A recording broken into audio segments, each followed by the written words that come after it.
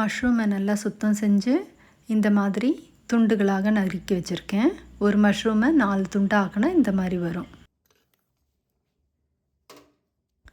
வெங்காயம் இந்த மாதிரி சின்ன சின்ன துண்டுகளாக நறுக்கியிருக்கேன். நம்ம வெட்டி வச்சிருந்த மஷ்ரூமில் மிளகாத்தூள், மஞ்சள் தூள், தனியாத்தூள் எல்லாம் சேர்த்துக்கிறோம். தேவைக்கான உப்பும் சேர்த்துக்கிறோம். இப்போ நம்ம எல்லாம் மசாலாவோட நல்லா ஒரு சேர பிசைஞ்சு விட்டுக்கலாம். நல்ல பூ மாதிரி பிசையணுங்க, இல்லாட்டினா மஷ்ரூம் எல்லாம் உடஞ்சிரும்.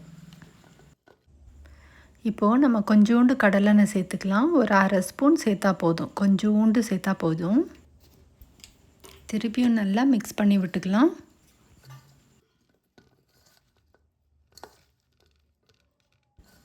இப்போது ஒரு ஸ்பூன் அளவுக்கு மட்டும் தண்ணி எடுத்து மிக்ஸ் பண்ணி எடுத்துக்கலாம்.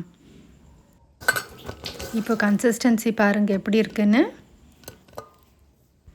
மேரினேட் பண்ணதும் ஒரு 10 மினிட்ஸ் அதை அப்படியே ரெஸ்ட்டில் விடுங்க, ஊறட்டும்.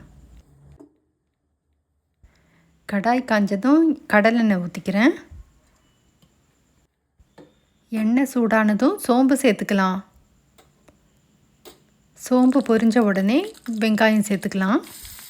அதோட கருவேப்பிலையும் சேர்த்துக்கலாம்.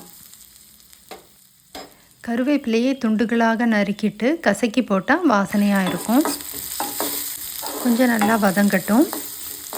கண்ணாடி பதம் போய் இந்த பதம் வந்த உடனே நம்ம மேரினேட் பண்ண காளானை சேர்த்துக்கலாம்.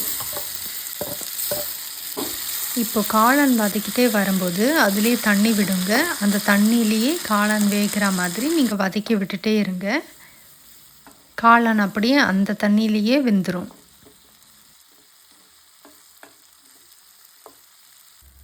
அவ்வளோதாங்க, சூப்பரான காளான் பொரியல் ரெடி ஆகிடுச்சு. கொத்தமல்லி தூவி இறக்கி விட்டுருங்க.